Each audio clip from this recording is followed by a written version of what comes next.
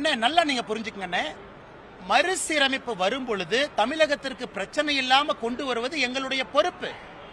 மறுசீரமைப்பு வந்துதான் ஆகணும். ஏன்னா அது 1976 ஃப்ரீஸ் பண்ணோம். கோயம்புத்தூர் பாராளுமன்றத்தை எடுத்துக்கலாங்கண்ணா, கிட்டத்தட்ட 30 லட்சம் பேருக்கு ஒரு எம்பி. எம்பியை 5 ஆண்டுகளுக்கு ஒரு முறை தான் 90% வாக்காளர்கள், 5 ஆண்டுகளுக்கு ஒரு முறை பிரச்சார வண்டியில தான் மக்கள் பார்க்கறாங்க. இன்னைக்கு இங்கிலாந்துல House of Commons 680 MP. England போனீங்கன்னா பாப்புலேஷன் 8.5 கோடிங்கண்ணா. தமிழ்நாட்டினுடைய மக்கள் தொகை இருக்கக்கூடிய யுனைடெட் கிங்டம், அதாவது இங்கிலாந்து, வேல்ஸ், ஸ்காட்லாந்து இதெல்லாம் சேர்ந்த ஒரு நாடு, 650 எம்பி அங்க இருக்கிறாங்க. ஒரு எம்பிக்கு சராசரியா 60,000-70,000 பேர் இருக்காங்க. இன்னைக்கு இந்தியாவில் நிச்சயமாக எம்பிக்கள் அதிகமான எந்த மாற்று கருத்து இல்லை. ஆனா எம்பிக்கள் அதிகமாகறனால இல்ல யூபிக்கு டிஸ்ப்ரோபோர்ஷனேட்டா அதிகமாயிட்டாங்க, பீகாருக்கு டிஸ்ப்ரோபோர்ஷனேட்டா அதிகமாயிட்டாங்க, தமிழ்நாடு கம்மியா தான் அதிகமா இருக்கும். அதை யாரும் ஏற்றுக்கொள்ள போவது கிடையாது. அதுக்கு சொல்யூஷன் நாங்க கொடுக்கிறோம். பிரதமர் அவர்கள் தெல்ல தெளிவா சொல்லிருக்காரு. என்ன சொன்னாருங்கன்னா, காங்கிரஸ் மாடல்னா என்ன, மக்கள் தொகையை அடிப்படையாக வைத்து வரையறுக்கக்கூடிய மாடல் தான் காங்கிரஸ் மாடல். அதுல பண்ணணும்னா தென்னிந்தியாவுக்கு 100 சீட்டு கம்மியாகும். நான் பிரதமருடைய வீடியோ உங்களுக்கு அனுப்புறேன், நீங்க பாருங்க. இப்ப பாருங்க உடனே. நாங்களே அந்த மாடலுக்கு ஒத்துக்கலின்னு பிரதமர் தேர்தல் பிரச்சாரத்தில் சொன்ன பிறகு அந்த மாடலை தான் பிரதமர் கொண்டு வர்றாங்க அப்படின்னு இன்னைக்கு முதல்வர் சொல்றாருன்னா இது பச்சை பொய் தானே. அதனால் கண்டிப்பா அதிகரிக்கணும், காலத்தினுடைய கட்டாயம். ஆனா தமிழகத்திற்கு பிரச்சனை இல்லாம கொண்டு வருவது எங்களுடைய கடமை, பிரதமருடைய கடமை. அது நிச்சயமா நடக்கும். அண்ணா அறிவிப்பு யார் கொடுத்தாங்க அண்ணா? அதாவது ஒரு முதல்வரா உட்கார்றீங்கன்னா அண்ணன் ஒரு முக்கியமான ஜேர்னலிஸ்ட், இது சொன்னாங்க, இது நடக்குது அப்படின்னா நான் போய் பதில் சொல்லலாம்.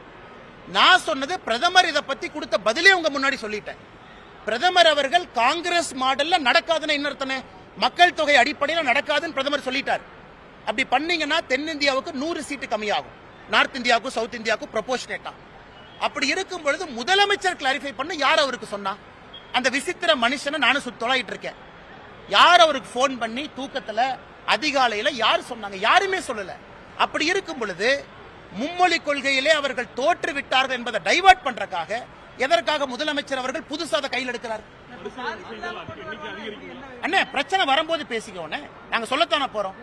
ஒரே நாடு ஒரே தேர்தல் அண்ணே, ஒரே நாடு ஒரே தேர்தல் உங்களுக்கு சொன்னமா? எப்படி கொண்டு வருவோன்னு சொன்னமா? அது வரைக்கும் என்ன பயந்துகிட்டீங்க? ஐயோ ஒரே நாடு ஒரே தேர்தல் வந்தா இந்த அற்புதமான திமுக ஆட்சியை ஒரு வருஷம் இழந்துருவாங்களோ, இந்த மக்களுடைய முகத்துல அமைதி போயிருமோ அப்படின்லாம் திமுக பயந்துட்டு இருந்தாங்க. நாங்க சொன்னோம்ல, நேரம் வரும் பொழுது ஒரே நாடு ஒரே தேர்தல் எப்ப வரும்? 2029 பாராளுமன்றம் ஆரம்பிக்கும் பொழுது அந்த பாராளுமன்றம் முடிவுக்கு வரும் பொழுது ஒரே நாடு ஒரே தேர்தல். அப்படின்னா இன்னைக்கு பாராளுமன்றம், இப்ப இருக்கக்கூடிய பாராளுமன்றம் 5 ஆண்டுகள் முடிந்து அடுத்த பாராளுமன்றம் 5 ஆண்டுகள் முடிந்தால் 2034 ஒரே நாடு ஒரே தேர்தல் சொன்னோம்ல. அது வரைக்கும் முதலமைச்சர் என்ன சொன்னாரு? ஐயோ ஒரே நாடு ஒரே தேர்தல் எங்களுக்கு எதிரி. ரிப்போர்ட்டை கொடுத்தோம், கமிட்டி அமைச்சோம், கோவிந்த் அவர்கள் தலைமையில் முன்னாள் ஜனாதிபதி ரிப்போர்ட் கொடுத்தோம். அது பாராளுமன்றத்தில் எம்பி முன்னாடி வைக்கப்பட்டது. அதே போல தொகுதி மறுசீரமைப்பு சொல்லும் பொழுது நம்ம சொல்லுவோம்ல, சென்சஸ் எப்ப வரும், சென்சஸ் டேட்டா எப்படி வரும், ஜியோகிராபி அடிப்படையில் மக்கள் தொகை, மக்கள் நிலப்பரப்பு, எக்கனாமிக் பொட்டன்ஷியல் அப்படி இருக்குமா? இல்ல இன்னைக்கு இருக்கக்கூடிய 543 அப்படியே 1.8 டைம்ஸ் மல்டிப்ளை பண்ணி எல்லா மாநிலத்துக்கும் அப்படியே 1.8 ப்ரொபோர்ஷனேட்டா இன்க்ரீஸ் பண்ணலாமா? தெரியாது. அதற்கு ஒரு கமிட்டி போடுவாங்க. பிரதமர் என்ன உறுதி கொடுத்திருக்கிறாங்க? நாங்கள் முடிவெடுக்கும் பொழுது காங்கிரஸ் மாதிரி முடிவெடுக்க மாட்டோம் தெளிவா சொல்லிட்டோம். அப்படி இருக்கும் பொழுது வரும் பொழுது எப்படி கொண்டு வருவோம் அப்படின்னு நம்ம தெளிவுபடுத்துவோம். இன்னைக்கு நான் மாண்புமிகு முதலமைச்சர்கிட்ட கேட்கறது, அண்ணே உங்களுக்கு யார் சொன்னாங்கன்னு நான் கேட்கிறேன்.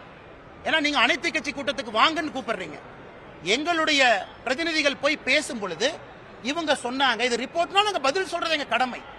எதுவுமே இல்லாம இந்த குருட்டு பூனை விட்டத்துல பாய்ச்சுன்னு சொல்லுவாங்க. அந்த பூனை குருடாச்சுன்னா விட்டத்துல பாஞ்சுதாமா. அந்த மாதிரி இன்னைக்கு முதலமைச்சர் அவர்கள் குருட்டு பூனை விட்டத்துல பாய்வது போல பாய்ந்து கொண்டிருக்கும் பொழுது எங்க இருந்து நாங்க பதில் சொல்றதுங்கண்ணா? அண்ணா 2 விஷயங்கண்ணா தெரியாது. அண்ணா மறுசீரமைப்பு பண்ணும் பொழுது எல்லா மாநிலத்திற்கும் ஒரே அளவுக்கு, அதனால புரிஞ்சுக்கணுங்க. எந்த ஒரு மாநிலமும் டிஸ்அட்வான்டேஜ் ஆகக்கூடாது. நார்த் ஈஸ்ட் ஸ்டேட்ஸ் எடுத்துக்கங்க, மணிப்பூர் எடுத்துக்கங்க, ஒரு எம்பி இருக்கக்கூடிய மாநிலம். வடகிழக்கு ஃபுல்லா எடுத்துக்கங்க, எம்பியை மொத்தம் 12-14 பேர் இருக்காங்க. சவுத் எடுத்துக்கங்க. ஏன்னா பாப்புலேஷன் கண்ட்ரோல்ல நாம நல்லா பெர்ஃபார்ம் பண்ணியிருக்கோம். அதனாலதான் 76ல நிறுத்தி வச்சோம். அது ஒரு காரணம். ஏன்னா அப்ப பாத்தீங்கன்னா அசாமுக்குள்ள நிறைய பங்களாதேஷ் உள்ள வந்தனால அசாம் அக்காடு கையெழுத்து போட்டு அதனால நிறுத்தி வச்சோம். நிறுத்தி வச்சனால 25 ஆண்டுகள் நிறுத்தி வைக்கிறோம். அப்ப நம்ம ஒப்பந்தம் போட்டோம், பார்லிமெண்ட்ல அமெண்ட்மெண்ட் கொண்டு வந்தோம். அத 2001ல வாஜ்பேயை இன்னும் 25 ஆண்டுகள் எக்ஸ்டெண்ட் பண்ணாங்க. ஆனால் நாங்கள் சொல்வது, பிரதமர் சொல்வது, பிரச்சனை இல்லாம அதை கொண்டு வருவோம் நம்ம சொன்ன பிறகு கமிட்டி போடல, பிரதமர் அதிகாரப்பூர்வமா அறிவிக்கல. அது முதல்ல வருதான்னு நமக்கு தெரியாது. ஒருவேளை இன்னும் 25 வருஷம் எக்ஸ்டெண்ட் பண்றாங்களான்னு நமக்கு தெரியாது. எதுவுமே தெரியாதப்ப முதலமைச்சருக்கு யாரு சொன்னாங்கன்னு தான் நான் கேட்கிறேன்.